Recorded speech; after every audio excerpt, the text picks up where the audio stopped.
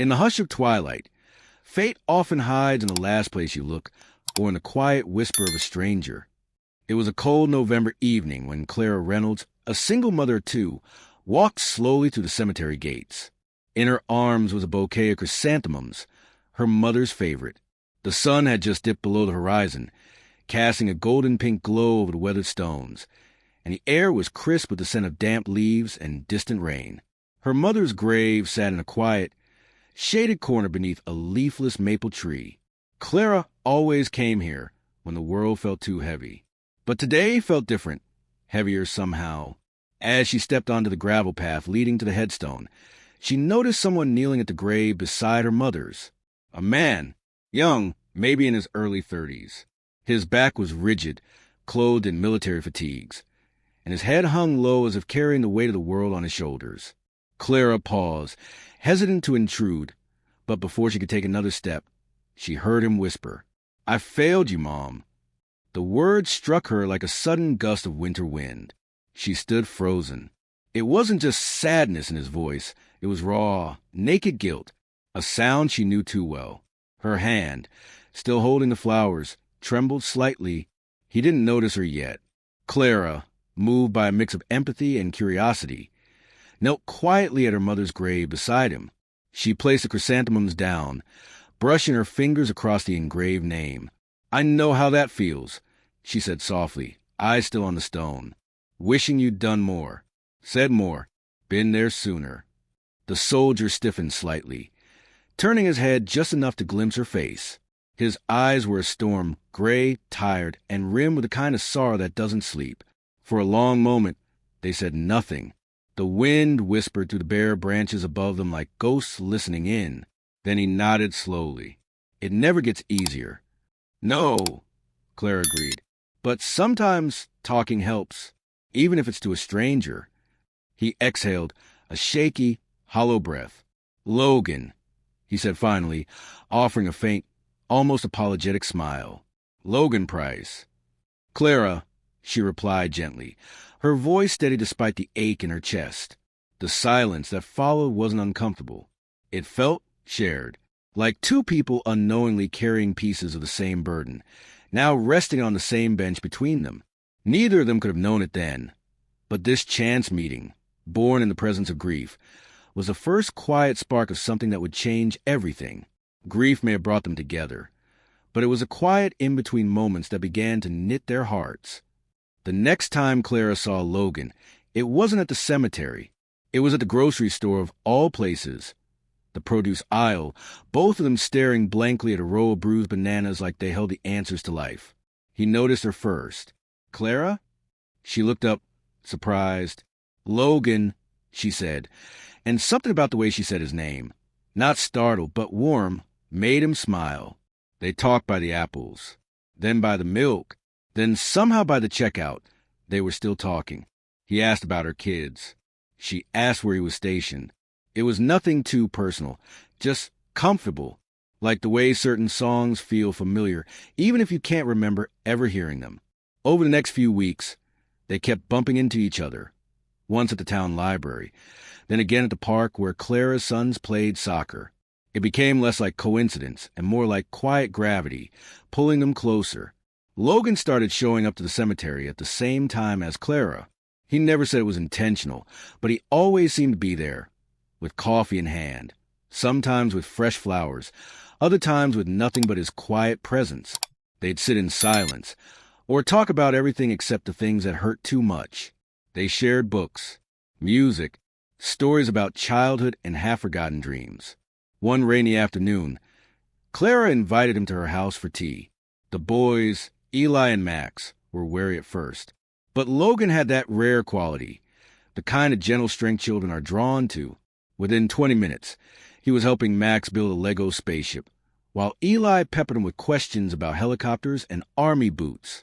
That night, after the boys went to bed, Clara and Logan sat on the porch wrapped in blankets, listening to the soft patter of rain. She told him about her divorce, about the long nights, the loneliness, the fear of never being enough. He told her about his deployments, the silence that follows gunfire, and how he still writes letters to his mother even though she's gone.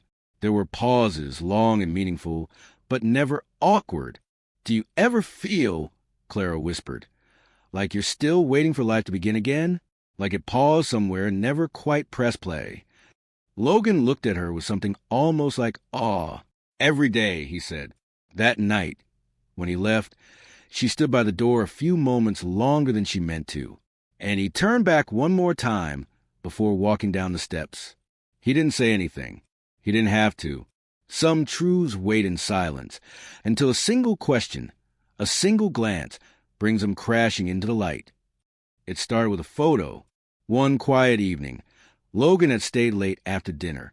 The boys had fallen asleep watching an old cartoon, and Clara was folding laundry on the couch while Logan dried the dishes.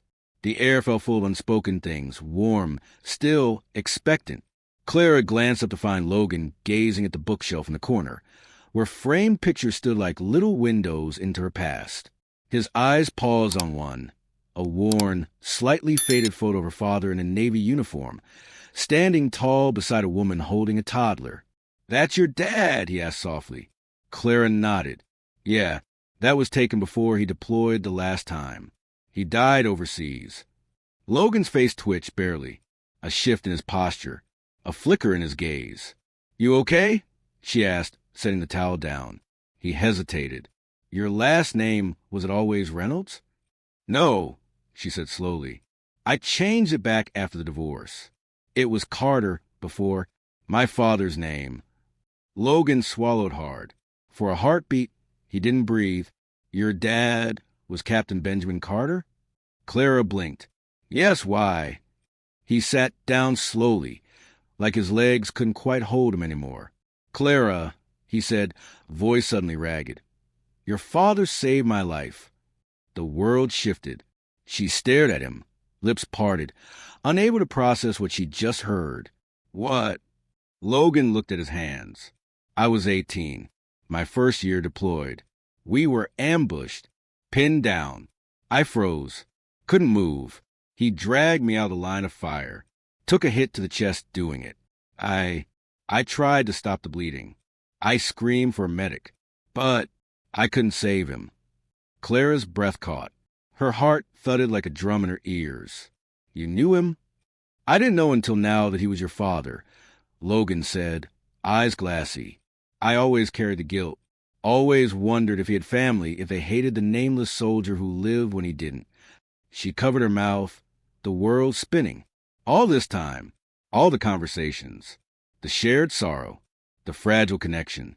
And this invisible thread had been tying them together since long before they'd met. She stood slowly, walking toward him. He didn't look up. His shoulders shook slightly. "I've written letters to him every year on the anniversary," he whispered.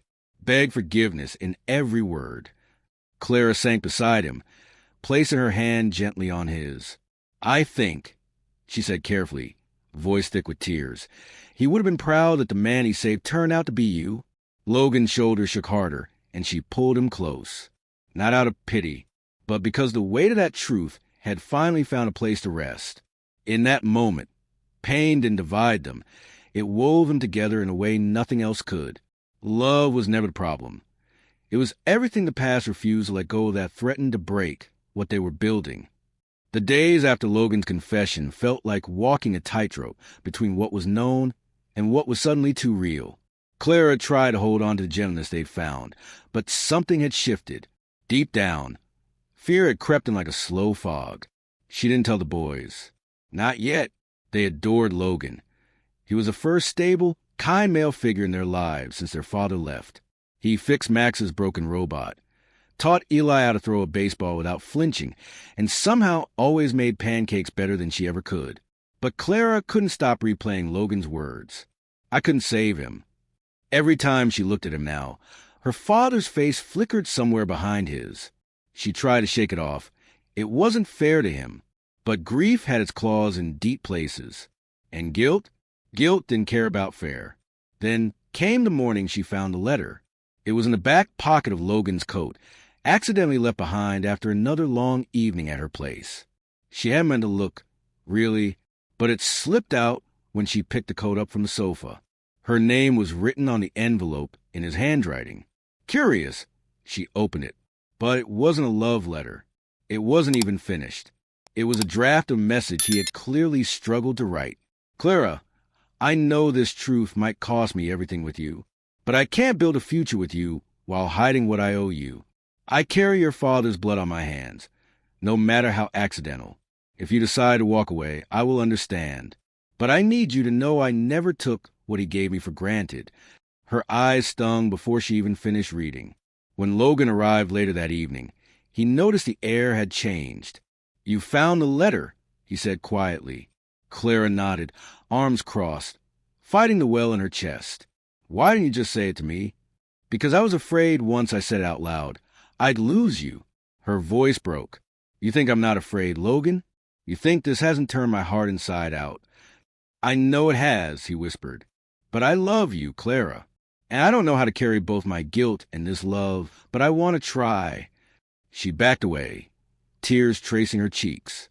I don't know if I can separate the two. I don't know if I can look at you and not see the last moments of my father's life. His face shattered. I understand, he said.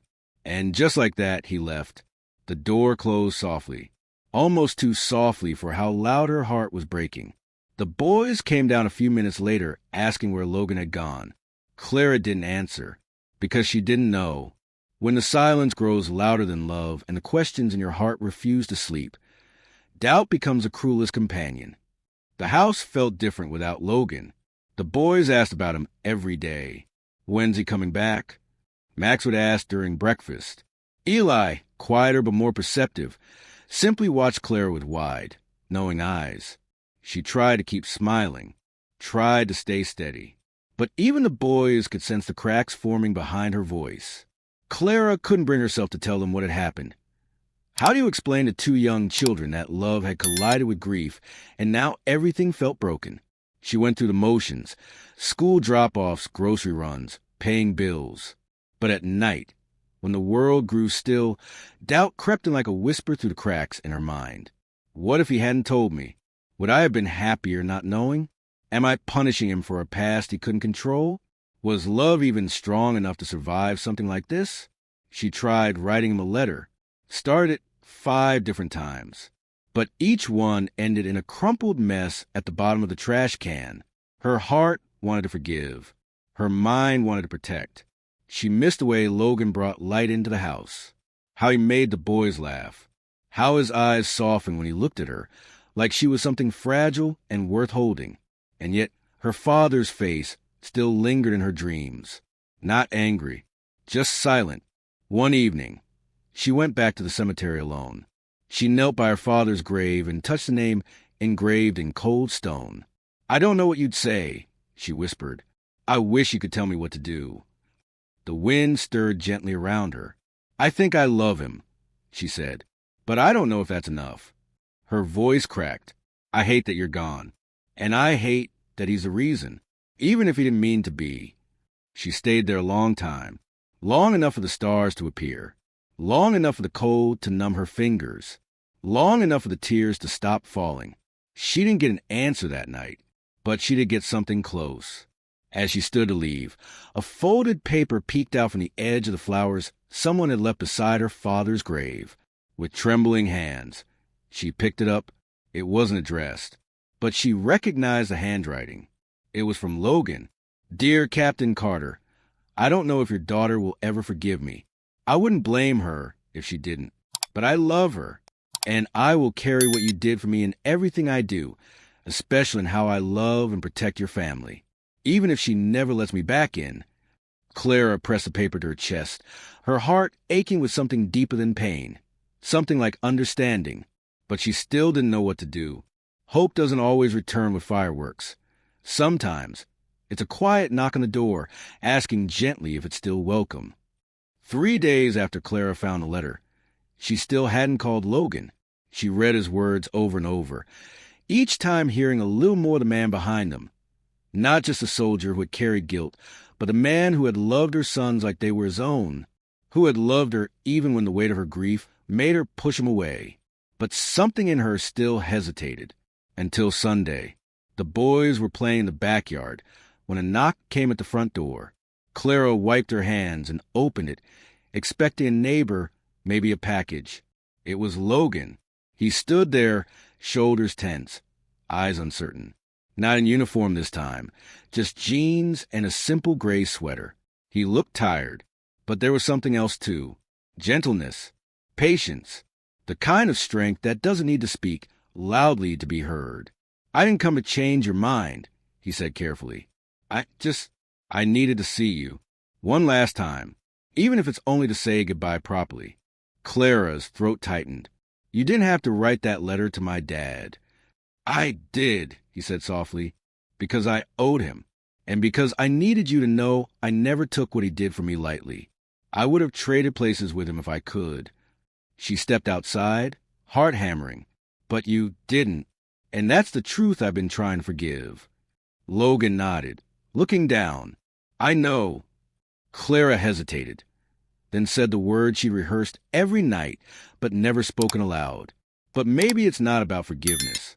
Maybe it's about what we do with the second chances we didn't ask for." His head lifted, eyes full of cautious hope. "I miss you," she said, voice trembling. "And the boys, they still set a plate for you at dinner." A flicker of a smile touched his lips. "I miss them too. All of you." She reached out, slowly, gently, and took his hand. "You once told me you weren't sure how to carry both guilt and love," she whispered. "But maybe you don't have to carry them alone anymore." Logan's eyes shone. "Clara, no promises tonight," she said. "But maybe just one step, and we see where it takes us." He nodded, and for the first time in weeks, the knot in both their chests began to loosen. That evening, Logan stayed for dinner. Eli climbed into his lap. Max challenged him to a board game, and Clara, from across the table, allowed herself to smile, not the polite smile she wore in public, but the kind that starts deep in the soul and climbs its way out.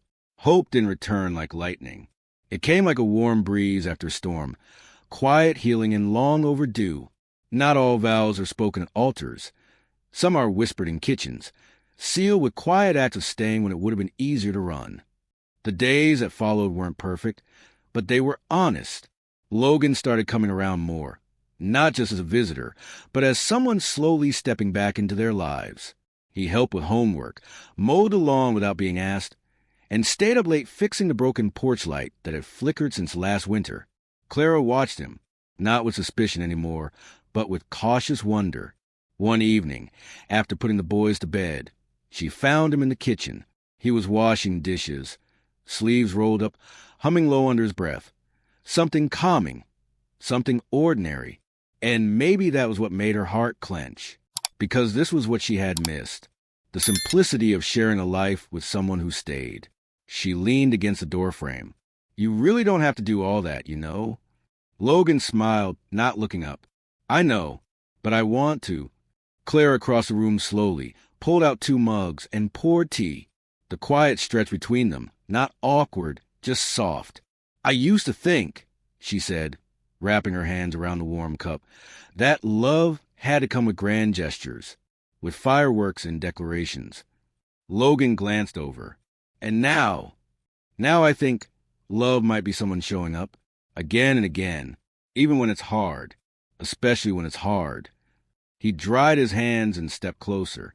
"I meant what I said, Clara. I'm not perfect. I've made peace with parts of my past, but not all of it. What I do know is that I want to be here, not just for you, for the boys, for whatever this becomes." She looked up at him, eyes filled with quiet courage. "You're already part of us, Logan, whether you know it or not." A long silence passed. Then he reached into his pocket and pulled out a small object, a simple dog tag. On one side was his name. On the other, etched into the metal, were 3 words: "Choose to stay." He placed it in her hand. "I had it made after my last deployment," he said softly, "to remind myself that running was easy, but staying takes heart." Clara closed her fingers around it, tears threatening again. She didn't say "I love you." She didn't need to. Instead, she reached for his hand, laced their fingers together, and said the words that mattered most. "Stay." Logan nodded once, and this time, when he pulled her into his arms, it didn't feel like escape. It felt like home. Happiness often arrives unannounced, not with a bang, but in the laughter you didn't expect, or the morning you didn't know you'd been waiting for. Winter melted slowly into spring. Life didn't transform overnight, but it changed in the ways that mattered most. Clara's house, once filled with long silences and polite routines, began to hum with warmth again. The boys started calling Logan by name first thing in the morning. They waited for him on the porch after school. One day, Max slipped and called him Dad by accident. Everyone froze. Logan didn't flinch. He simply smiled and said, "That's a name I'd be honored to earn." Clara watched this unfold like it was something fragile and sacred. Her heart, once knotted by grief and guilt, began to unfold gently. And then came the day that none of them saw coming. It started like any ordinary Saturday. Pancakes, mismatched pajamas, cartoons playing too loud. Logan had just finished flipping a pancake shaped like a dinosaur when Clara walked into the kitchen, holding a small white stick in her hand. Her eyes were wide. Logan turned, noticed her expression, and froze. "Clara? What's wrong?" She held it up, not speaking. It took a moment for him to realize what it was, and then his eyes widened to match hers. "Are you?" She nodded slowly. I never expected." He stepped forward, carefully. "You're pregnant?" "Yes," she whispered, a shaky breath escaping her lips. "I'm pregnant." There was a pause, the kind that holds 1,000 emotions in a single breath. Then Logan laughed. Not loudly, just a soft, astonished sound like joy had caught him completely off guard. "Clara," he whispered, taking her face in his hands. "We're having a baby." Tears welled in her eyes. "I don't know if I'm ready." "I'm not either," he said. "But I want this. I want us." Behind them, the boys peeked around the corner, confused by the sudden emotion in the air. "Is Mom okay?" Eli asked cautiously. Logan looked at Clara, waiting. She smiled through her tears and nodded. "Yeah, baby, everything's more than okay." Later that afternoon, they all went to park. Logan, Clara, Eli, Max, and the quiet new miracle growing inside her. The boys raced through the grass, laughing. Clara sat on a bench, watching them. Logan joined her, lacing his fingers through hers. "I never thought I'd get this," he said quietly. "Not after everything." Clara leaned against him. "I never thought I'd want again. But now, I can't imagine life without it." A gust of wind scattered petals from a blooming tree above them, delicate, fleeting, beautiful. And in that moment, with sunlight on her face, a child in her womb, and love beside her, Clara realized that joy wasn't something she had to search for anymore. It had found her when she least expected it. Even the strongest love must weather the long nights, the hard silences, and the moments when everything familiar begins to shake. The months that follow were a blur of baby names, midnight cravings, growing bellies, and small, ordinary chaos. Clara's boys grew more attached to Logan with each passing day.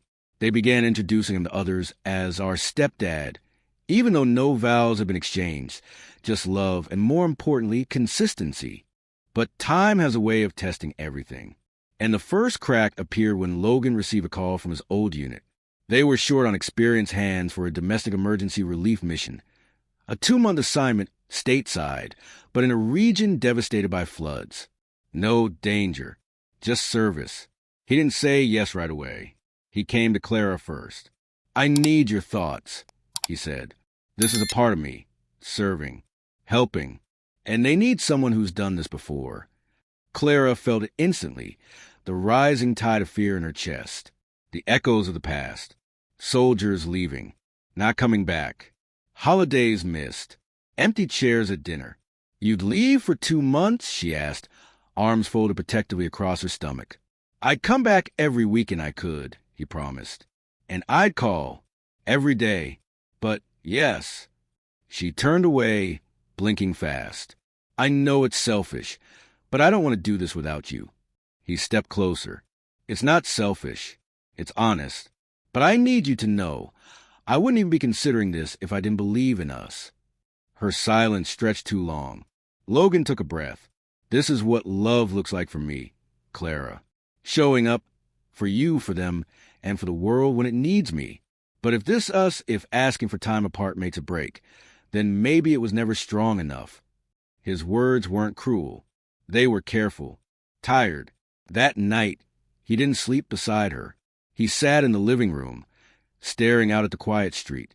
The next morning, Clara sat on the edge of their bed, hands on her belly, and whispered to the child growing inside her, "Your father, he doesn't run from storms. He walks into them." Later that day, she found Logan packing a bag in silence. She sat beside him and placed a small photograph in the top pocket. Her and the boys at the park, laughing. "I want you to go," she said. "Not because I want to be apart, but because I don't want to be the reason you shrink." His shoulders slumped with relief. "Are you sure?" "I'm scared," she admitted. "But I believe in you. I believe in us." So he left, and time tested them. The boys missed him terribly. The baby grew quickly. Clara's back hurt. She cried once while assembling a crib alone. Logan called every night, no matter where he was. Sometimes the calls dropped. Sometimes they fought. Sometimes they just stayed on the line, silent, but still connected. And when he returned 8 weeks later, sunburned and sleep-deprived, Clara opened the door with tears in her eyes and said, "You passed." He pulled her into his arms and whispered, "So, did you? Love," they learned, isn't proven in the perfect days. It's forged in distance, in doubt, in waiting, and still choosing each other. A new chapter doesn't erase the old. It grows from it, roots deeper, and blooms anyway. The day Clara went into labor, the sky was filled with sunlight and birdsong, almost mocking the chaos unfolding in her living room. Her water had broken at dawn, and Max had panicked and called 911 before Clara could even finish saying the word hospital. Eli had packed a backpack full of peanut butter crackers, a flashlight, and a baseball glove just in case the baby wanted to play. Logan wasn't there. He had taken a short trip the night before to help a neighbor a few towns over, an elderly widow whose barn roof had collapsed. Just overnight. He hadn't expected anything to happen. He missed Clara's call. By the time he reached the hospital, she was already in the delivery room, her face flushed with exhaustion and pain, the boys in the waiting room with a kind nurse, clutching juice boxes and worry in equal measure. He burst with maternity wing like a soldier running toward gunfire, breathless, heart pounding, guilt threatening to choke him. But the moment he saw her, hair matted, cheeks damp, holding a small, squirming bundle wrapped in pink, everything stopped. "Logan," Clara whispered, barely able to smile. "Meet your daughter." He froze. The world narrowed into one perfect frame. Clara, glowing with fierce strength and a tiny, blinking miracle in her arms. "I missed it," he said, his voice cracking. "You're here now," she whispered. "That's what matters." And it was. He took the baby into his arms like he was cradling the entire universe. She yawned, the softest, sleepiest thing, and curled her tiny fingers around one of his. "She has your eyes," Clara said. "And your strength," Logan replied, tears threatening to spill. They named her Grace, for the gift they never expected, for the hope they nearly lost, and for the second chance neither of them had known they needed. Weeks passed. The boys grew into proud big brothers. Logan took night shifts with the baby, singing lullabies off-key and learning how to warm bottles with one hand. Clara watched him with awe. This man who had walked into her life by chance and stayed by choice. One morning, he took her hand as they watched Grace sleep. "I want to marry you," he said suddenly, like the idea had finally found its place in the world. "Not because of the baby, not even because of the boys. Because I choose you. I would have chosen you from the start, in every life." Clara stared at him, heart full, tears spilling before she could stop them. "Yes," she said, breathless. 1,000 times, yes. There was no ring yet, no grand proposal. Just two people who had walked through fire and still found each other on the other side. Loved and began with a kiss. It didn't end with a baby. It was here, in the soft mornings, the loud evenings, and the promise of every new day. Together, they stepped into that unknown future. And this time, they were ready. True love isn't proven in what you're willing to give. It's in what you're willing to give up. 6 months later, the world turned again. Logan received an official letter from the Department of Defense. Not just a call this time, but an urgent request. A crisis had erupted overseas, and they needed veterans with field experience for a classified humanitarian mission. Dangerous. Short term. No guarantees. He sat at the kitchen table with the letter, reading it for the 5th time. Clara nursing Grace in the next room. The boys building a cardboard spaceship with masking tape and dreams. The offer was honorable. The risk real.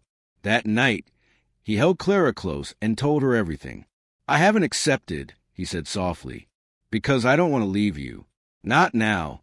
Not ever. Clara's face remained unreadable. Her eyes scanned his. Do you want to go? She asked. He hesitated, then nodded. It's who I am, Clara. Not all of me, but a part one can't ignore. I wouldn't be the man standing here now if I hadn't been that soldier first. Tears welled in her eyes, but her voice was steady. Then you need to go. His head jerked slightly. What? I won't hold you back, she said, cradling Grace closer. I won't let love become a chain. You taught me how to open my heart again, Logan. You gave my boys a father. And this little girl, a protector, but the world needs you. I won't stand in the way. He dropped to his knees beside her, forehead pressed against hers. What if I don't come back? She cupped his face. Then come back in the way you promised me you would, through your courage, through what you leave behind in all of us. The decision tore them apart, not just emotionally, but physically. Logan left 2 days later with a backpack and a photograph of their family in his pocket. His last words before boarding the transport. You're not losing me, Clara. I'm just proving I was always worth your trust. The boys stood tall, watching him go, saluting like little soldiers. Clara held Grace tighter than ever, her heart broken, but proud. Weeks passed. No calls, no letters, no news. And then one night, the doorbell rang. Clara opened it, expecting the worst, but it wasn't a folded flag. It wasn't a somber officer. It was a wounded man, wrapped in dust and sweat, barely able to stand, but alive. Logan. She didn't scream. She didn't cry. She just threw her arms around him and whispered, You came home. He pulled her close and said, I never left. Behind them, the boys cried. Grace babbled and kicked her little feet. And as the sun rose behind them, Clara understood something deeper than she ever had. Love demands everything and gives back more. When every broken note finds its match, when every scar becomes part of the song, that's when love becomes a symphony. The seasons changed again, but this time they brought peace. The house was no longer just a space of survival. It was a home, a place where laughter echoed in the hallways, where bedtime stories ended with real kisses goodnight, and where every room carried the quiet rhythm of family healing, growing, becoming whole. Logan never spoke much about the mission, but the pain in his shoulder and the nightmares that sometimes shook him awake told pieces of the story. Clara never pressed. She only held him tighter on those nights, whispering, You're safe now. Until the storm passed. Grace began crawling, then standing, then taking shaky, fearless steps toward her father, always choosing him first. The boys started calling him Dad without hesitation. One day at school, Eli wrote an essay that began, My dad didn't come from where I did, but he showed up like he always belonged here, and now I know he does. Logan read in the car and wept. Clara watched him from the porch and joined him without a word. She took the paper from his hands, folded it neatly, and placed it in the memory box they kept, along with baby's shoes, handprints, and the old letter to her father. The wedding was small, a quiet ceremony in the backyard, beneath the tree where the boys had once hung paper lanterns. Clara wore a simple ivory dress. Logan wore his best suit. The rings were modest, but the vows were everything. I don't promise to be perfect, Logan said, but I promise to stay. And I promise to believe in us, Clara said, even when the world tries to make me forget. The boys each placed a flower crown on Grace's head as she sat in her stroller, babbling and clapping like she understood everything. They danced under string lights. Friends, family, neighbors who would watch them rebuild piece by piece. And when the music faded and the night grew quiet, Logan and Clara stood alone in the garden, the stars like silent witnesses above. She leaned her head on his chest. "Can you believe we made it?" He kissed her hair. It was never about surviving anymore. It was always about choosing. Every day. He smiled. Every single one. In that stillness, surrounded by children, memory, love, and the ghosts who had brought them together, Clara felt something settle in her heart. Not closure, but harmony. The kind that doesn't erase sorrow, but gives it meaning. A story that began with a whisper at a grave had ended with laughter in a home. And love, quiet, steady, unshakable, played on, forever,